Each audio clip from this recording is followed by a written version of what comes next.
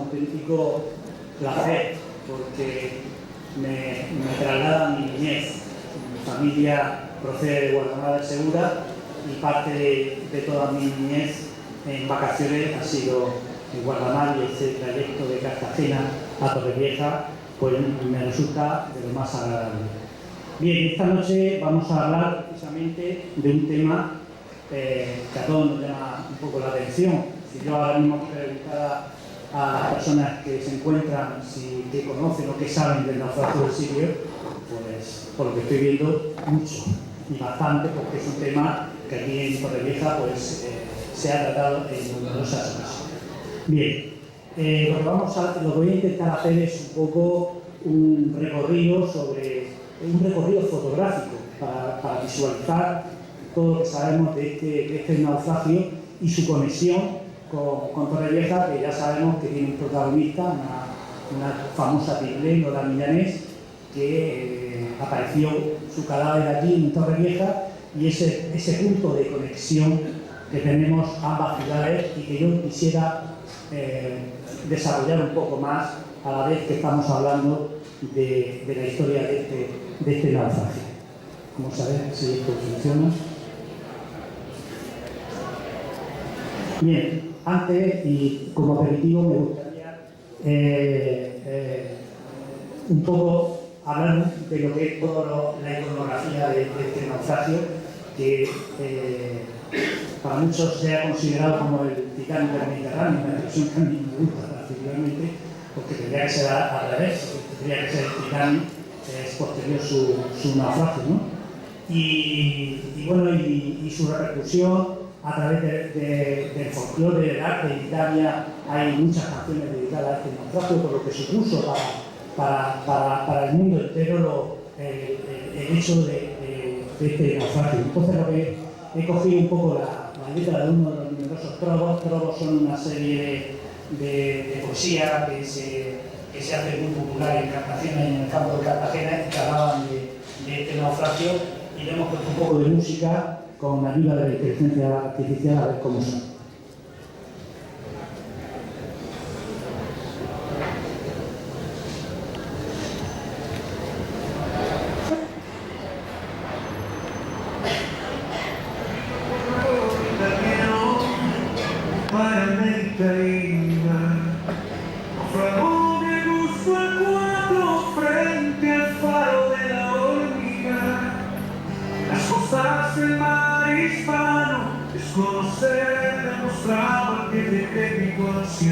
Que por el capitán llevaba el Sirio, correo italiano. De los escollos no esquiva el paso tan peligroso, y la pérdida no iba desde Atlántico hermoso, que para América iba el Sirio correo italiano, que para América iba, la fragó de agosto el 4 frente al faro de la órbita.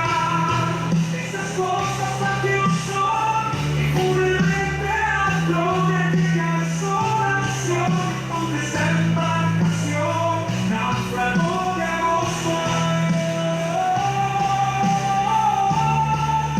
Soy cuatro, aquellos que quieren una cosa de eterno reposo. El mar y su cielo navega de las aguas el poroso, frente al faro de la hormiga. Acaba aquí esta horrible historia, la del Sirio que se hundió frente al cabo de Palos en la costa de Cartagena. El Sirio correo italiano, que para América iba, naufragó de agosto el 4 frente al faro de la hormiga. Bueno, me voy a levantar y vamos a proseguir con la conferencia.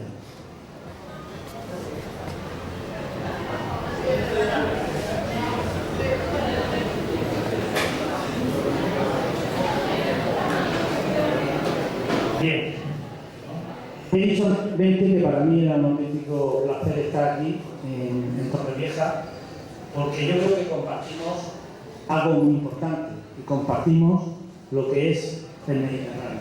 Y eso nos hace ser algo más que estar mucho más unidos por ese lazo indisoluble que es el Mediterráneo a lo largo de la historia y a lo largo del tiempo. Entonces, pues yo creo que esa unión en una distancia tan corta, porque está prácticamente a menos de 50 kilómetros Cartagena de lo que es Torrevieja, y cuando se hizo esas divisiones provinciales, esas divisiones, pues muchas veces no se tuvieron en cuenta que hay comarcas que tienen una relación muy estrecha, aunque pertenezcamos a distintas provincias y a distintas comunidades autónomas.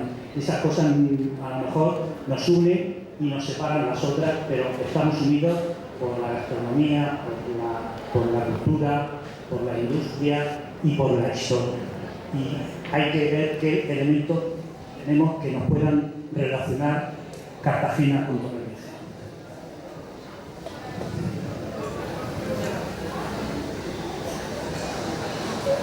Hablar en Torrevieja del terremoto de 1829 es un hito, por lo que supuso la historia para esta ciudad, su destrucción, ese tremendo terremoto que acabó con muchas ciudades y pueblos, entre ellos también Guardamar y Murcia, Orihuela, toda la Vega Baja sufrió esa increíble catástrofe. Nunca se había relacionado, por ejemplo, ¿qué relación puede tener Cartagena con Torrevieja en el momento del terremoto? Pues hace muy poco tiempo encontramos en el archivo un documento en el cual se describía por parte de varios arquitectos los daños sufridos en Cartagena por el terremoto. Y es curioso porque en Cartagena existe una creencia de que la Cartagena conventual, es decir, en Cartagena pues había el convento, había hasta 6 conventos con sus respectivas iglesias, sus respectivos huertos, sus respectivas instalaciones, y de todos esos conventos actualmente no existe ninguno, porque se pensaba que con la desamortización de Mendizábal, pues todas esas instalaciones religiosas se desamortizaron y se perdió, y por eso se perdió.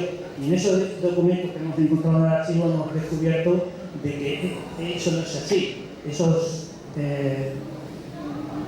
conventos se vinieron todos abajo en ese terremoto de 1826, y lo que hizo es que nunca más se volvieron a reconstruir. O sea, eso es un dato que desconocíamos hasta ese momento. Y de la misma manera también hemos encontrado mucha documentación de la ayuda que de Cartagena partió aquí hacia Torrevieja por parte del estamento militar, de la Armada y de la propia ciudadanía, para un poco mitigar todo el destrozo y el problema que hubo con esta destrucción. Estos son puntos de conexión que establezco antes de llegar al que queremos llegar, que es el siglo. Por supuesto, también en la sublevación cantonal, esa portada del London News que refleja cómo los cantonales están en Torrevieja, en este caso incautando alimentos y otras pertenencias, también se establece una unión de conexión entre lo que estaba pasando en ese momento entre Cartagena, en la sublevación cantonal, y en Torrevieja, que también tuvo su sublevación cantonal, que duró pocos días. Y bueno, y ya familiarmente tengo que decir, este es mi abuelo, y está aquí porque la fotografía está hecha con un fotógrafo de Torrevieja, que tiene calle, que es muy famoso, de Andrade, y bueno, muestra un poco que la conexión está muy presente. Y por supuesto, ahora que la Gran Cartagena, según el eslogan, dicen que también va a ser la ciudad de los submarinos, otro punto de conexión y unión es que aquí en Torrevieja se encuentra el Delfín, que es un submarino, y por lo tanto las dos ciudades yo creo que también están interconectadas a través del arma submarina. Hay que decir que Torrevieja nos lleva mucha ventaja, porque ese submarino está perfectamente conservado y puesto en valor, y nosotros todavía tenemos en el dique seco Altomina, que se pretende de aquí a muy poco tiempo también musealizarlo y ponerlo en valor. Y bueno, y llegamos ya al tema que nos trata esta noche, que es el naufragio del siglo. Siempre que tengo que hablar de un naufragio, pues se crea cierta expectación, porque es un tema que normalmente a la gente le atrae mucho. Le atrae, no lo considero que sea por morbosidad, sino porque realmente son historias que te atraen porque por cada una de las personas que van en ese barco que naufraga, pues se esconde una propia historia, una historia personal, ¿no? Entonces se pueden escribir muchas historias porque en esa tragedia se dan esas circunstancias que nos atraen de una manera muy impactante. Bueno, ya sabemos que el barco ahora contaremos un poco la historia, va a naufragar justo al frente del Cabo de Palos, que hoy está un poco masificado, como lo vemos en esta fotografía. Y se han escrito muchas cosas sobre el naufragio del Sirio. Yo tengo aquí estos dos libros modestos por mi parte, pero se han escrito otros muchísimos libros y se siguen escribiendo. Estos son solamente algunos, en donde se refleja todo lo que pasó con el Sirio y cuenta las historias de las personas que también iban en el Sirio. A nivel de revistas también, en NATO y Nat Geography, en cualquier otra revista, siempre recurrente, son miles y miles, cientos, nada más que hay que meterse por internet, poner el naufragio y siempre encontraremos una auténtica bibliografía llena de trabajos y de ejemplos de lo que pasó. Incluso en documentales, hay varios documentales. El Sirio, el naufragio de un sueño, que es un documental que estuvo mucho tiempo dándolo la 2 de la televisión española, o en otras producciones que siempre han reflejado y han contado un poco la historia de este naufragio.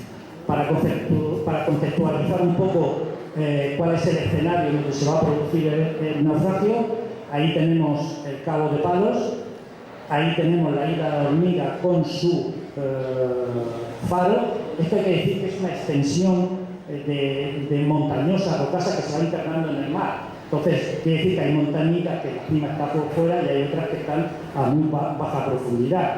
Son los que no se ven, son lo que en términos marinos y de los fareros le llaman una mar sucia, ¿no? Porque está llena de montañas, obstáculos que son muy peligrosas para la navegación. Y ahí tenemos el famoso Bajo de Fuera, que es uno de estos montículos que se van extendiendo hacia el mar adentro, pero que apenas está a 4 o 5 metros de lo que es la superficie del mar. No se ve, pero cualquier barco que navegue y no quede advertida de su presencia, pues choca con esta inmensa mole de roca, ¿no? El bajo de afuera. De hecho, hay que decir que el Sirio es uno de los muchos barcos que han impactado sobre esa roca a lo largo de los tiempos, ¿no? Lo que pasa es que cuando ya la navegación se hace más eficiente y las cartas de navegación, pues ya es más difícil chocar con ella. Pero hay que decir que el Sirio, aun estando ya con las cartas de navegación reflejadas todos los bajos, pues tuvo la desgracia, la circunstancia de impactar sobre él. Bueno, y los restos. Ahí están los restos del Sirio y de otros muchos barcos. Y todavía se conserva la proa del Sirio, se conservan las calderas, se conservan partes del barco. No mucho, porque en un momento determinado el negocio de la chatarra era un negocio muy productivo y todo este barco va a ser sometido a continuas explotaciones para sacar la chatarra. Se minaban los barcos, los restos de los barcos, para obtener la chatarra, para sacar la superficie. Por lo tanto, los restos que hay ahora actualmente pues son los restos que han dejado, por así decirlo, los chatarreros, ¿no? Pero ahora mismo la zona de Cabo de Palos, la reserva marina de Isla Hormiga, Cabo de Palos, es una reserva que ofrece unas calidades visuales increíbles. El buceo está súper extendido, hay cantidad de clubes de buceo, se bucea todo el año y el atractivo que tiene, aparte de la fauna que es espectacular, es todos los restos de los barcos hundidos que hay sobre eso. Tienen que imaginarse que ahora, según la UNESCO, hay 3 millones de barcos hundidos en todo el mundo. Es el mayor museo que existe. O sea, el museo que hay debajo en el fondo del mar es el mayor que existe. No, porque cada barco es como una cápsula del tiempo, ¿no? Ahí se ha cerrado el círculo. Ahí está la vajilla, están los muebles, es como un mundo que ha quedado encapsulado, ¿no? Y por lo tanto, son auténticos museos. Y eso es lo que nos permite tener esa atención sobre todo el tipo de naufragio. Y sobre el Sirio, pues pasa eso, que ha sido siempre un lugar en donde la gente ha buceado, que hay que bajar a 70 metros de profundidad. No todo el mundo baja a 70 metros de profundidad. Pero bueno, hay alguien que tiene esos títulos y puede con la mezcla bajar. Y bueno, siempre ahora ya no, porque todo eso está protegido por la ley, pero durante años y años y años, y sobre todo en el momento del naufragio, pues el barco fue tremendamente expoliado, ¿no? Yo ahora lo veremos y les comentaré una cosa al respecto. Ahí tenemos los salvavidas del Sirio, los ojos de buey del barco, las bisagras que eran de plata. Esa bisagra es totalmente de plata para evitar la oxidación. Entonces hay elementos que eran muy apetecibles para que la gente siga intentando buscar cosas del barco hundido. La vajilla, con todo tipo de platos, con todo tipo de botellas, de tazas.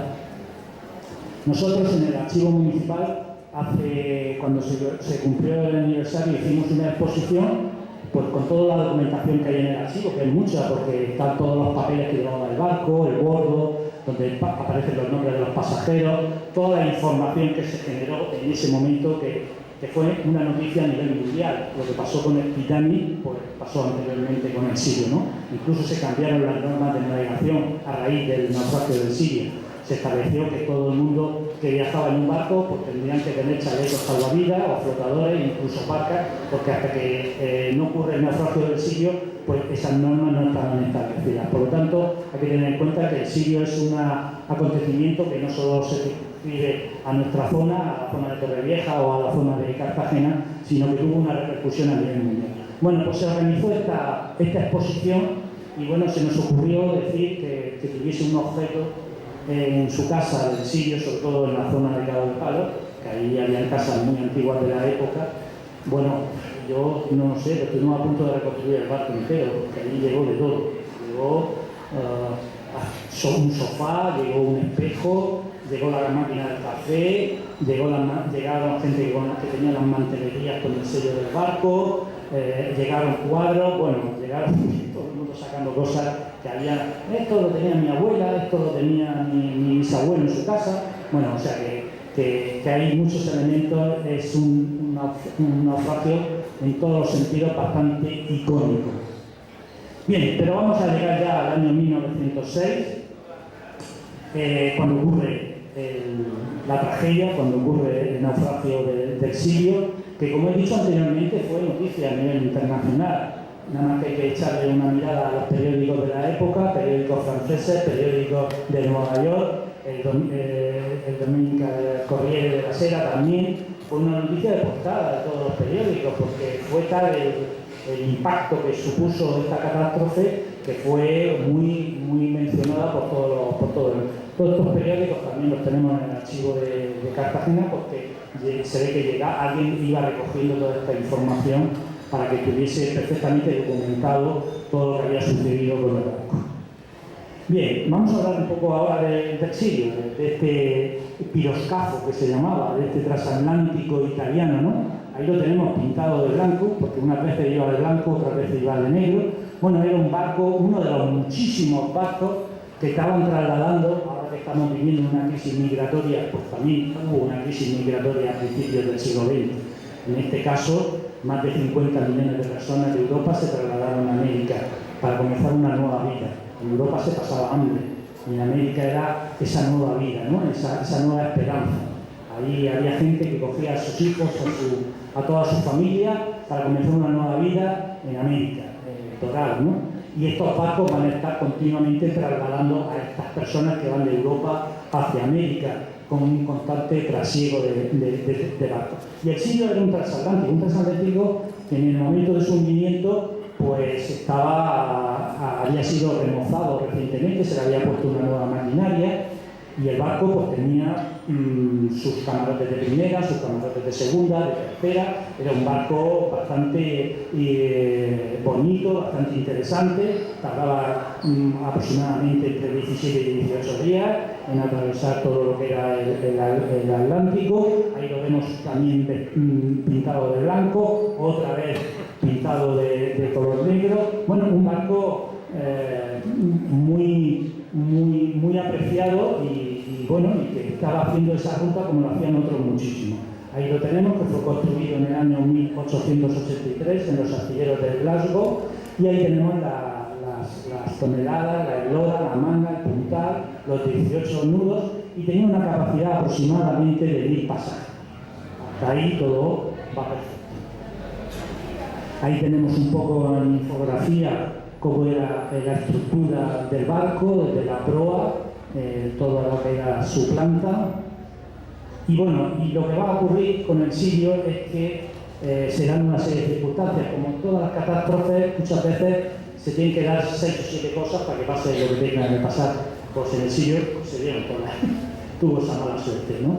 Porque nunca jamás el Sirio tenía que haber estado donde estaba y haber pasado por donde pasó, y eso fueron una serie de circunstancias en las que propiciaron eso.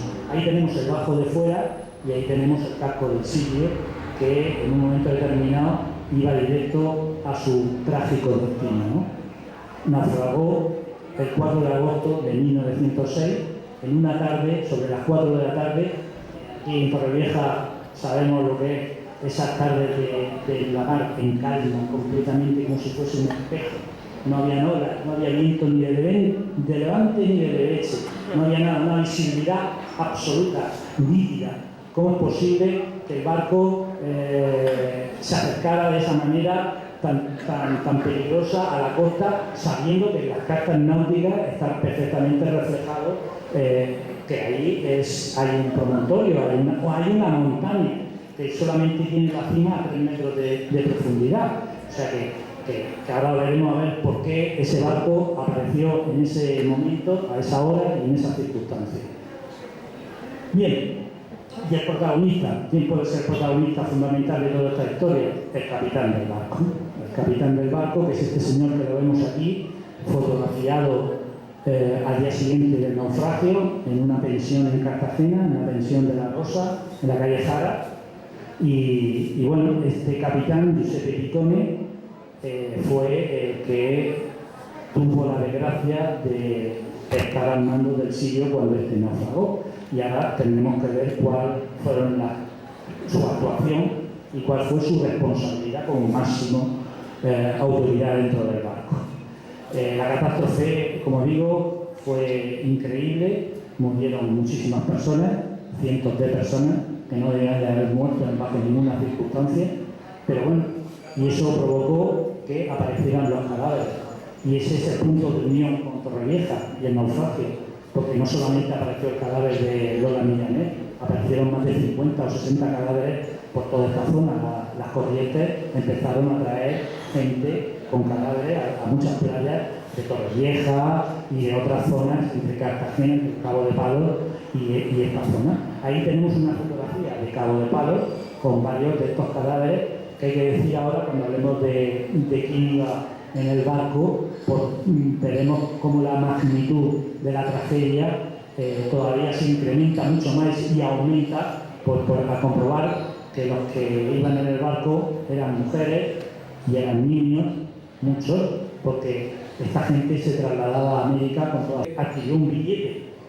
Ahora vemos que en el barco iban muchas personas que no tenían billete, porque eran inmigrantes ilegales, como lo llamamos ahora, o inmigrantes ilegales, como lo llamamos ahora.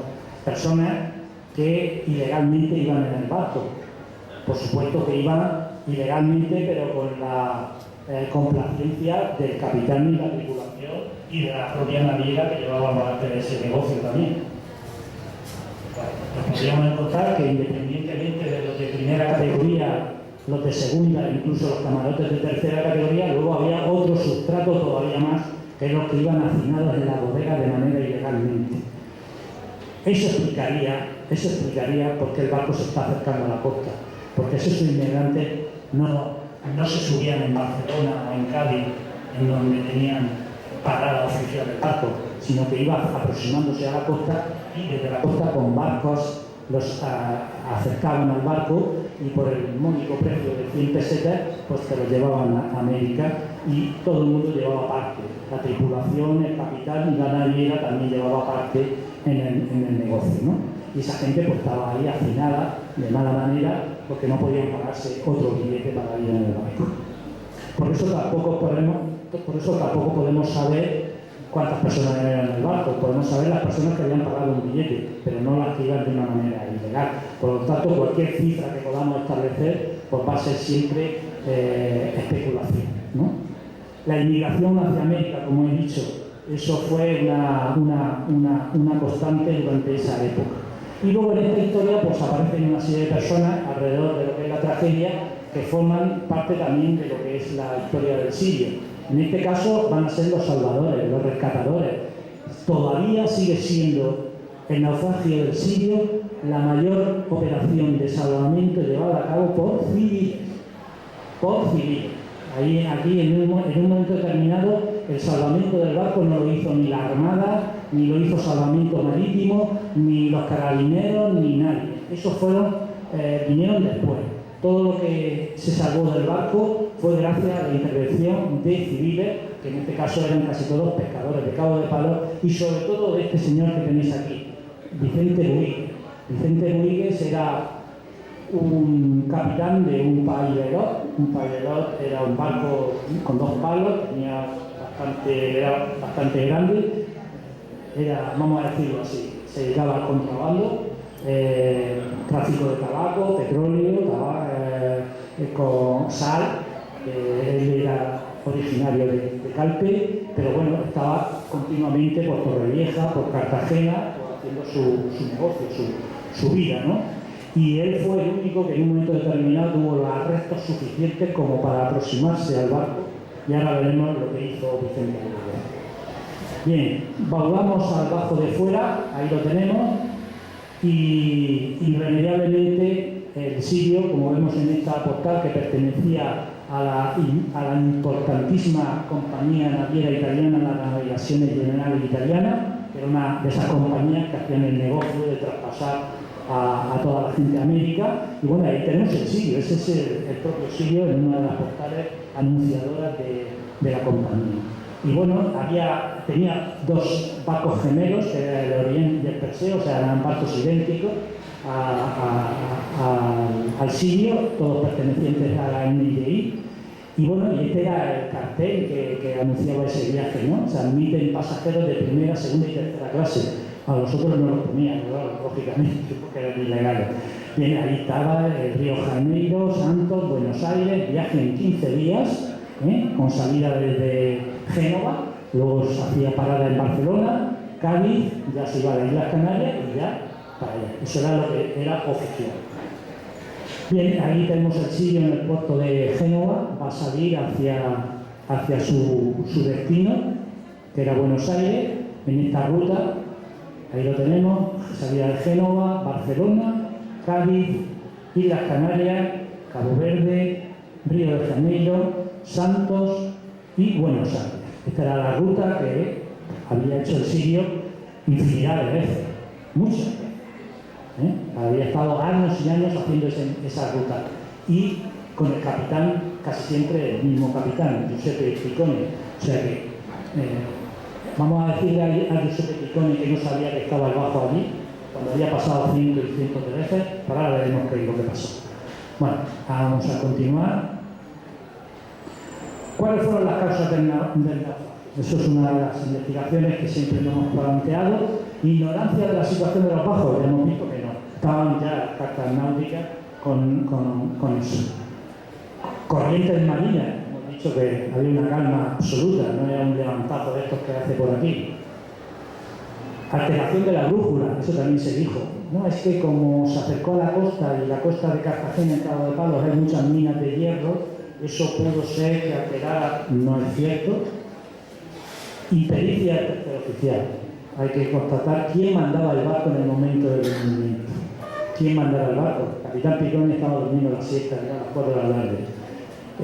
Dejaron en un momento pues inadecuado al que menos sabía al mando del barco. Seguramente le diría: acércate cuando llegues a Cartagena, ve acercándote, porque tenía prevista un acercamiento a la zona de Águila para recoger a todos los inmigrantes que iban de la región de Murcia. Anteriormente se había acercado a la zona de Alcira para recoger a todos los de la otra zona. y seguramente el hombre pues dijo, no me acerco, que nadie le dijo, oye, pues ya que cuidado que ahí está el bajo de fuera. Y temeridad del capitán Cicone al dejar a una persona inexperta al mando del buque, sabotaje. Como todo, siempre hay una cosa de teoría de conspiración, ¿no? Porque se puede explicar. Hay un hecho, y lo voy a decir ahora, hay un hecho también muy curioso. Cuando el barco ya se encuentra hundido, pues hay una rápida intervención por rescatar algo que llevaba al barco. La caja fuerte del barco. Enseguida viene la naviera, vienen otros estamentos, incluso se traen buzos con escafandras de aquella época. Uno de esos buzos va a morir en una de las bajadas al Sirio. Al final se logra rescatar la caja, se encuentra la caja, todo eso está reflejado en la prensa de aquella época. Se encuentra la caja es subida a tierra, pero la caja está totalmente intacta, cerrada. Conocedores de la combinación, la naviera abre la caja y la caja está vacía. O sea, alguien que conocía la combinación de la caja, en el momento del naufragio, pues se llevó lo que había. ¿Y qué había allí? Pues había una cantidad de dinero bastante considerable, porque entre las muchas personalidades que iban en el barco iba el doctor Franca, que era el embajador de Austria, y llevaba una cantidad importante de dinero porque tenía que hacer unos pagos por orden del gobierno austriaco al gobierno de Brasil. Estarían las joyas de Lola Villanet, porque esta gente cuando viajaba a América pues se iba con toda su ropa, sus mantones de manila, sus joyas, y habían 3 obispos de Brasil que habían estado en el Vaticano viendo al Papa y también habían recibido una cantidad de dinero para la ayuda de la Iglesia brasileña. O sea que la caja iba bastante llena, por así decirlo. Por lo tanto, no podríamos descartar que alguien provocara incluso el naufragio o el encadenamiento en la roca para aprovechar un momento de confusión y poder llevarse todo ese dinero. El caso es que a día de hoy todavía no se encontró nada de lo que llevaba la caja del siglo. Y competencia entre barcos. También había tanta competencia entre las navieras que muchos barcos competían en velocidad. Y eso hacía que salieran de las rutas establecidas para acortar la distancia, para llegar antes, porque eso les beneficiaba económicamente. Y, por supuesto, la recogida de inmigrantes, como hemos dicho. O sea, no tiene ninguna justificación que el barco transatlántico que va de Génova a Buenos Aires se acerque a la costa, a ver el faro, no. O sea, se acercaban para ver y recoger inmigrantes. Y las causas meteorológicas, que como hemos dicho, es imposible de tenerlas en cuenta porque no había ningún tipo de viento ni de ninguna otra circunstancia. Por lo tanto, vamos a olvidarnos esto y la verdadera causa fue un error humano, porque las circunstancias que fuese, que iba en la cabina de mando del puente del barco, pues no supo advertir el peligro que correría el barco, que iba a bastante velocidad en esa zona, en esa mar sucia. Y se encontró de bruces con la isla de la Hormiga, y delante de esa isla de la Hormiga pues, estaba el bajo, como hemos dicho, esa roca, ahí se ve la isla de la Hormiga y el bajo de fuera, con toda cantidad de barcos que a lo largo de la historia se han ido hundiendo. Esa es la isla de la Hormiga. Ahí tenemos un barco que se hundió unos años antes que el Sirio, que se llamaba Norteamérica. Tenemos también el Minerva, otro barco que también chocó, y tenemos las dos partes del Sirio, que como sabemos, el Sirio se partió en dos, la popa cayó por un lado y la proa por otro. Como he dicho, el Norteamérica, que era un barco que también salió de Génova unos años antes, y que ahí lo tenemos, y que también chocó con la roca, y le pasó exactamente lo mismo que al Sirio. No se hundió, quedó encallado, porque a la velocidad que iba el barco encalló con la roca y se quedó encima de lo que es la roca. Y en Norteamérica murió una persona. Entonces, ¿cómo se explica que en las mismas circunstancias muera en un barco una persona y en otro barco muera según cifras estimativas, 400 personas. Pues muy sencillo, porque la tripulación y el capitán del Norteamérica sí cumplió con su obligación, que fue organizar el desalojo del barco y no ser los primeros en abandonar el barco, como pasó en el sitio. Esto me recuerda que cuando muchos años después, en época reciente, en Costa Concordia, le pasó algo muy parecido. También un barco de bandera italiana, y que el primero que abandonó el barco también fue el capitán. Digo, joder, se repite la historia después de varios cientos de años. Pero bueno, el caso es que el ejemplo de Nueva América nos sirve para saber que si el Sirio se hubiese cumplido con la obligación que exigen en estos casos, pues a lo mejor no hubiesen muerto 400 personas. A lo mejor no hubiese muerto ninguna. Bien, ahí tenemos el Sirio, ahí tenemos el Bajo. El impacto fue tan terrorífico que se oyó el ruido en Cabo de Palo. La gente lo recuerda, siempre cuentan que estaban comiendo o estaban durmiendo la siesta y se despertaron del ruido, del impacto del casco del barco con la roca. Y lo que pasó es que el barco quedó totalmente escorado y se rajó como una lata de sardinas cuando la abre, se rajó por abajo. Pero lo que pasó es que el agua entró en la zona de caldera, las calderas explotaron y el barco se partió en dos. La parte de la popa se fue al fondo del mar y la proa se quedó encima de la roca. Es cierto que mucha gente que iría en la popa, que eran principalmente los pasajeros de primera clase, pues hubiesen muerto, pero el resto del pasaje se hubiese podido quedar en los restos del barco, que había en un 70%, el barco no se hundió en ese momento. Bien, el impacto fue tan tremendo que muchas personas que iban en la cubierta, estamos en agosto, 4 de la tarde, esa gente que está en la bodega, pues se le permitía salir a la cubierta para poder respirar. El barco iba con unas toldas, ya lo hemos visto en alguna foto, iban con toldos y eso hizo también que el impacto, la gente rebotara con los toldos y muchos cayeron al agua. Y hay un dato impresionante que hay que tener en cuenta. Ahora nosotros sabemos nadar, pero en esa época la gente no sabía nadar. Caer al agua y tener la tierra ahí donde están las butacas era la muerte, porque no sabían ni llegar ahí, se hundían. Y además esas mujeres con esos vestidos hasta los tobillos, era una muerte. O sea, caer al agua era la muerte. Porque de hecho el barco queda hundido y la isla de la hormiga está a poquísima distancia. A cualquiera de nosotros ahora nadando llegamos a la orilla. Y el agua estaba en calma, o sea que eso hay que tenerlo en cuenta también. Bueno, pues enseguida se desata la tragedia y comienza algo que nunca debe de ocurrir, que es el pánico, ¿no? Cuando no hay nadie que diga lo que hay que hacer, pues la gente se asusta y tiene pánico, y eso provocó que la catástrofe fuera aún muchísimo mayor.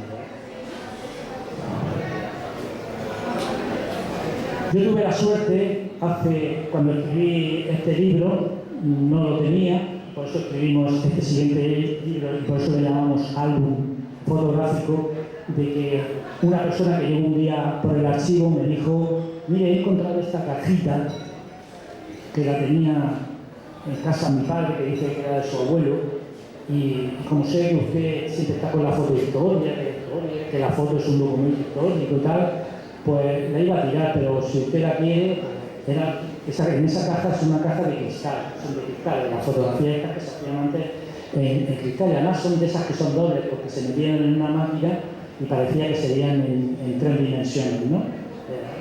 Estamos hablando de principios del siglo XX. Bueno, pues me dio esa caja, yo no le di mucha importancia, pero cuando abrí la caja y empecé a posibilitar esos cristales, hay que decir que eso venía de una familia de Cabo de Palo que hemos podido localizar, los Payá, que son estas personas que están ahí, que veraneaban allí. Se ve que ya en ese año alguien de esa familia ya manejaba una máquina fotográfica que no era muy frecuente, y entonces pues hizo estas instantáneas, se ve que tenía esa para verla en dos dimensiones, por así decirlo. Ahí se ve el cristal como era la fotografía, y cuando positivamos eso, pues nos llevamos la gran sorpresa, digo, pues si son fotos del naufragio del Sirio. fotos que no se habían visto nunca en la vida. Esta foto ya la tienen en Génova, y claro, cuando yo las transmití a Génova se quedaron, dijeron, pero esto es un documento que nunca habíamos visto, porque eso no salió en prensa ni salió en ningún periódico. Bien, estas son esas fotos. Ahí vemos al sirio encallado, como nunca lo habíamos visto, encima del bajo. En esta otra toma, estos son los pescadores de Cabo de Palo, porque también fotografiaba a los que rescató. Ahí sabemos cómo iban vestidas las mujeres, los hombres, los pescadores, que serían los mismos que estaban aquí en Torrevieja, porque vestirían de la misma forma. Y además, estoy seguro que muchos de ellos eran primos y hermanos, porque siempre los apellidos, yo cuando estaba informándome de cosas de Lola Millanet, que he estado viendo y he visto que habían apellidos como Parodi y otros apellidos, pues son los mismos que hay en Cabo de Palo, seguramente eran hasta de la misma familia. Bien, ahí se ve perfectamente que el barco, aquí pone sirio. Hemos visto en periódicos cómo estaba el casco del blanco, ya sabemos que el día que se hundió el casco era negro, ¿no? Esta foto a mí me parece impresionante. Estamos en 1906, el fotógrafo va en una barca, en el momento de hacer la fotografía había que estar mucho tiempo de exposición y la foto tiene una calidad impresionante. Esta otra foto que es reveladora 100%, porque vemos como el barco estuvo escorado hacia uno de los lados. Eso impidió que se echaran las barcas salvavidas. ¿Las veis puestas ahí? Es que nadie pudo echar y salvar a toda la gente que caía al mar. Aparte que no había suficientes barcas ni salvavidas, por eso se entabló una lucha tremenda, con asesinato incluido en el barco, porque el tener un salvavidas era salvarse la vida y no tenerla. Bien, y este es el momento en que van llegando los primeros náufragos, que son transportados en esos laúdes de pesca de los pescadores de Cabo de Palo, que inmediatamente que oyen el ruido cogen sus barcas y se van corriendo, remando hacia donde está el sirio para intentar salvar a las personas que caían del barco. Y ahí vemos cómo van trayendo a esos náufragos al puerto de Cabo. Otra de esas fotos, ahí van mezclados pasajes y pescadores. Esta foto me encanta porque se ve perfectamente a una de las pasajeras del sirio con esos vestidos y cómo es ayudada por uno de los pescadores de Cabo de Palo. Tenemos hasta el nombre de las barcas: joven Miguel, joven Marcos. Es un reportaje, como les digo, tremendamente importante, un documento histórico. Yo que vivo la fotografía como un documento histórico, cuando vi esta fotografía que llegaba a mis manos de una manera totalmente accidental, digo, esto es un regalo del cielo, ¿no? Ahí vemos cómo iban vestidos esos pescadores, nada más que tenían un pantalón, había que remendarlo. Gente pobre, los pescadores vivían al día. Y lo comentaba con el cronista de aquí de Torrevieja hace un momento. La catástrofe le supuso a ellos otra catástrofe, que es que estuvieron meses y meses sin poder vender la pesca, porque la gente no compraba el pescado, porque estos pescados se alimentaban de los cadáveres que iban continuamente aflorando por el barco y por el mar, con lo cual algunos tuvieron verdaderos problemas de subsistencia. O sea, se jugaron la vida en un momento determinado y no tuvieron ninguna compensación. Algunos sí, pero la mayoría de ellos no tuvieron ninguna compensación económica. Eso es la playa de Cabo de Palo, no la playa, sino la zona de la Laja, donde estaban los barcos, y enseguida se movilizó todo el mundo, todos los pescadores. Veraneantes no habían entonces, había muy pocos veraneantes. Hay que decir que habían algunos ilustres, como Juan de la Cierva, que era ministro, y que tenía un teléfono. En su casa era el único que tenía teléfono, y con ese teléfono llamó a Cartagena, y cuando empezó a venir la ayuda de la Marina, de la Armada, el remolcador de las obras del puerto, pero cuando llegaron ellos ya el salvamento lo habían hecho prácticamente los pescadores de Cabo de Palo y bueyes. Estas son otras fotografías del momento de Cabo de Palo con la llegada de los náufragos. Y bien, y ahí está, ya hemos dicho, el capitán José Picone. El capitán José Picone quedó en shock. El hombre, porque se investigó después, en el momento del impacto ya no supo dar ni una sola orden, ni reaccionó, quedó totalmente en un estado de shock y fue uno de los primeros que desembarcaron. En una de las primeras barcas que llegó de pescadores, pues lo desembarcaron. Tampoco estaba el hombre para dar órdenes, pero bueno. Eso conjunto con el resto de la tripulación, que tenemos los testimonios de muchos pasajeros que los miembros de la tripulación se despojaban de su uniforme y se hacían pasar porque no, bueno, el primer oficial, el capitán, pero había un primer oficial, segundo oficial, que tampoco hicieron nada por organizar el momento tan caótico que se organizó ahí. Al capitán Picone se le ocultó en una pensión en Cartagena. Las autoridades de la Marina Española quisieron abrir una investigación, lógicamente, pero vinieron desde Italia, lo montaron en un tren disfrazado y se lo llevaron a Génova. Pero en Génova duró 15 días, los 15 días muere allí en Génova. El hombre quedó totalmente abatido. Hay que decir que José Picone era el decano, el capitán decano de la NGI. Ese era su último viaje. O sea, con este viaje se retiraba, había estado 35 años haciendo la ruta. O sea, que el destino también le tenía una buena preparada a Picone. Ahí lo vemos, el rostro, la fotografía es increíble porque se ve el rostro de un hombre totalmente abatido y destrozado por las circunstancias. Y este seguramente, no lo tengo todavía confirmado, pero este sería el pobre tercer oficial haciendo su práctica en el barco, que lo dejaron al mando aquella tarde. Se llamaba Guido Lipori y seguramente él pues, no advirtió en un momento determinado que ahí podía estar el peligro, ¿no? Muchos de los náufragos fueron recogidos por otros barcos que pasaban cerca, pero ningún barco de María Luisa francés y otros barcos quisieron acercarse al Sirio porque temían que el Sirio, como estaba encima de la roca, si al caer al agua podrían arrastrar, por lo cual ellos pasaban de largo. El que supiera nada y se pudiera subir al barco se subía y el otro pues que se ahogara. No hicieron gran cosa. Lo que pasa es que luego sí llegaron al puerto de Alicante, porque el María Luisa era en dirección contraria y lo desembarcaron. Y esa es la posición en la que quedó el barco. El barco estuvo así 17 días. Si se hubiese organizado, pues esa gente se hubiese podido transportar a otro barco y no hubiese pasado nada. Pero, como digo, el problema fue que la tripulación abandonó al pasaje. Y eso es una de las reglas marítimas que no se cumplió. Otra de las fotos, vemos los toldos que llevaban para protegerse del sol. Y bueno, y aquí se ve perfectamente la isla de la Hormiga, y donde está la cruz es donde se produjo el hundimiento del Sirio. Esta foto apareció en la prensa de la época para explicar exactamente dónde se encontraba. Y este, como digo, es el protagonista. Se ha cumplido la hora.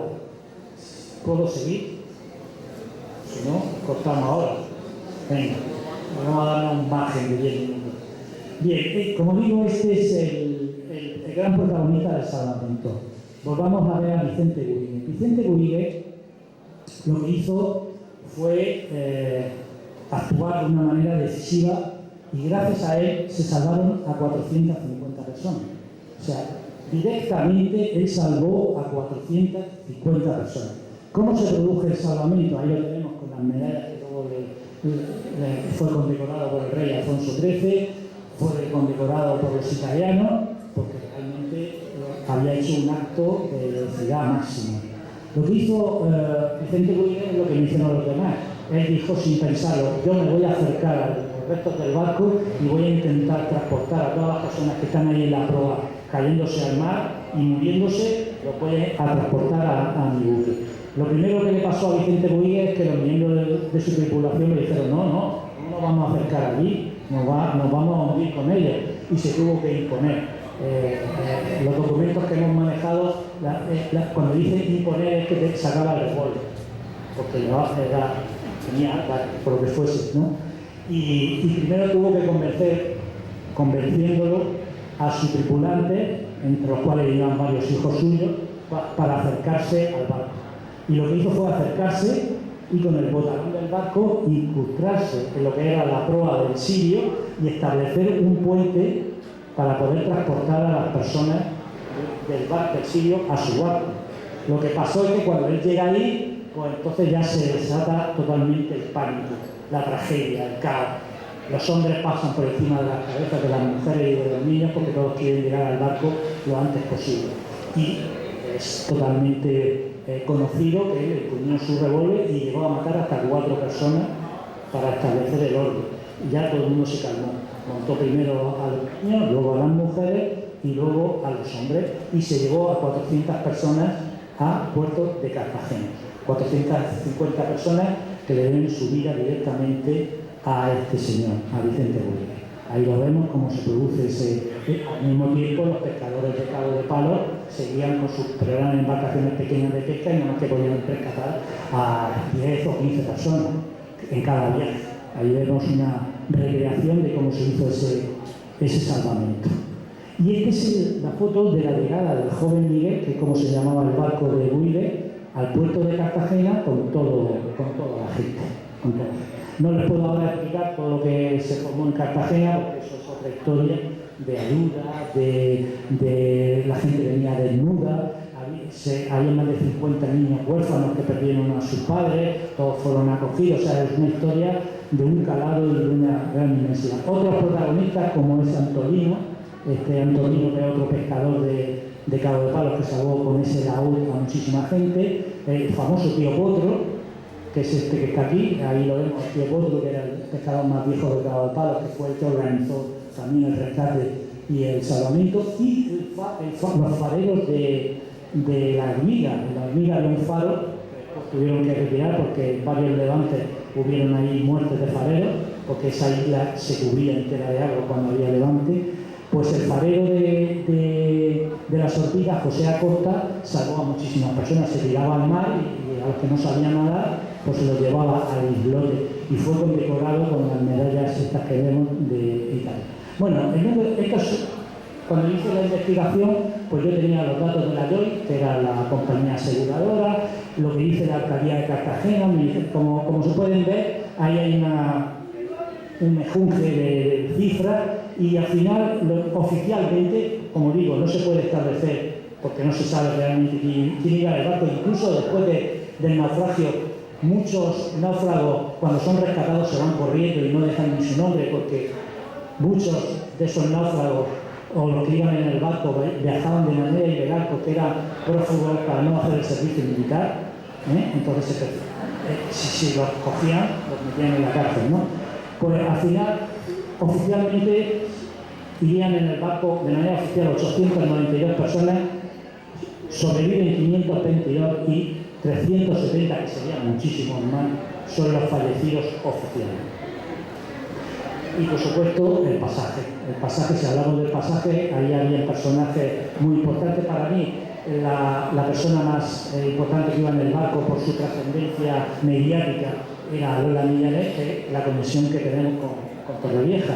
Yo no le voy a explicar mucho de Lola Millanet porque aquí se han hecho muchas conferencias por parte del cronista y yo lo único que puedo hacer es repetir o no decir las cosas que se han dicho aquí ya sobre este personaje, de quién era, una famosísima triplé, en qué circunstancias apareció por las playas de aquí, con esas iniciales en su blusa, cómo sus familiares luego vinieron, la tumba famosa que hay aquí de ella en el cementerio de Torrevieja, y yo creo que es un personaje bastante conocido como para que yo ahora aquí al final estemos hablando, como digo, se han hecho conferencias en Torrevieja sobre Lola Millanet. Ahí tenemos su tumba y una persona que era extremadamente famosa, nada más que hay que darse una vuelta por internet para ver todos sus programas y todas sus actuaciones, una especie de triple cómica que iba a hacer las Américas como tantas artistas que fueron en ese momento. Y bueno, y otros personajes, que ya vamos deprisa porque ya no tenemos tiempo, otros personajes son los obispos que iban de Brasil, el maestro Hermoso, el embajador de Austria. Y esa escena que está, esto es una pintura que hay en una de las iglesias de Brasil, en donde se ve perfectamente esos obispos dando la bendición a los que... pero hay que fijarse que uno de ellos ya lleva un salvavidas. O sea, siempre tenía algún privilegio. Bien, esta es una foto que hemos intentado reconstruir con inteligencia artificial porque no se veían las caras. Y esto es un ejemplo. Esta es la familia Felice. La familia Felice era un ejemplo paradigmático de lo que iba en el barco. Familias enteras, no es como que viajaba el padre a hacer fortuna. No, allí vendían su casa del pueblo de Italia y se iba la mujer con sus 8 hijos. Son 8, 1, 2, 3, 4, 5, 6, 8 hijos, ¿no? Y era la familia entera. Esta foto se la hizo justo antes de embarcar, porque querían tener el recuerdo de cuando salieron de su casa, y solamente se salvaron el padre y 2 hijos. El resto de la familia murió. Yo he conocido a los descendientes de esta familia que viven actualmente en Italia. Bueno, el padre con los 2 hijos se volvió a Italia, nunca quiso seguir el viaje. Y la familia, pues, cuando hablamos del siglo, pues es una tragedia, ¿no? Los Felice. Bueno, y esto es un poco, la prensa argentina, esto es de la prensa argentina, que muestran, cuando cuentan, porque muchos de estos náufragos luego continúan el viaje, son rescatados y luego la propia naviera mandó otro barco y continuaron el viaje a la Argentina. Y ahora mismo en Argentina deben de haber miles y miles y miles de personas que son descendientes de los náufragos del Sirio. Y bueno, y se ve perfectamente que la mayoría de ellos perdieron todo. Cuando pierden todo es que perdieron hasta los pantalones, la ropa. Entonces ahí vemos a algunos que van con sacos de patata. O pasa que luego en Cartagena pues se hicieron festivales taurinos, bienvenida vinieron y hicieron actuaciones y se hizo recolectas y a casi todas las personas pues se les dio su vestido, su alimentación y bueno, pero eso es otra historia. Estos son náufragos del Sirio. Estos son también náufragos del Sirio. Aquí tenemos al alcalde de Cartagena, Aguirre, el jefe del departamento marítimo del Mediterráneo, al gobernador militar, y estos sí son los náufragos, el obispo de Marcondes y el doctor Franca, el embajador de Austria. Esta foto está tomada en el propio ayuntamiento de Cartagena. Bueno, esa era la Cartagena de la época, no vamos ahí, y como he dicho anteriormente, pues fue portada en todos los periódicos de este lado de Europa, pero también en América. Ahí está en Cara y Caretas, que es una revista argentina, y la he traído porque me parece muy curioso, porque aquí dice, dice Lola Millanes que se salvó del naufragio, cuando no es así, no sé cómo sabemos, apareció aquí en Torrevieja. O sea que su cadáver estaba aquí, estaban en Torrevieja enterrando a Lola Millanes y en Argentina estaban diciendo que se había salvado. Bien, espantoso naufragio, pérdida del vapor sirio, por telégrafo, donde ocurrió el naufragio, los primeros momentos. Bueno, fue, como he dicho anteriormente, noticia a nivel de escala mundial. El 21 de agosto de 1906 es cuando el Sirio se hunde para siempre. A los 18, casi más, días de su hundimiento. Vuelvo a insistir, si por parte de la tripulación, son varios factores que dejaron a Dash inexpertos al mando del barco. Pero una vez que ocurre la tragedia, si la tripulación hubiese cumplido con su obligación, el número de víctimas, no estaríamos hablando de 400 víctimas, estaríamos hablando de muchísimas menos.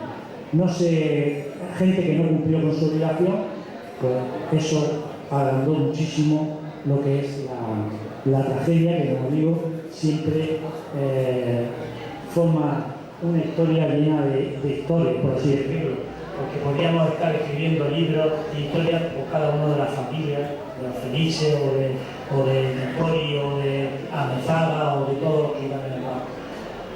No he querido sacarlo aquí, pero la documentación, y en el libro lo pone en los libros, se sabe perfectamente las nacionalidades de los que iban en el barco. Fundamentalmente eran italianos, después los que más iban en español, pero hay de todos los países de Europa, e incluso habían árabes, o sea que era un barco totalmente internacional.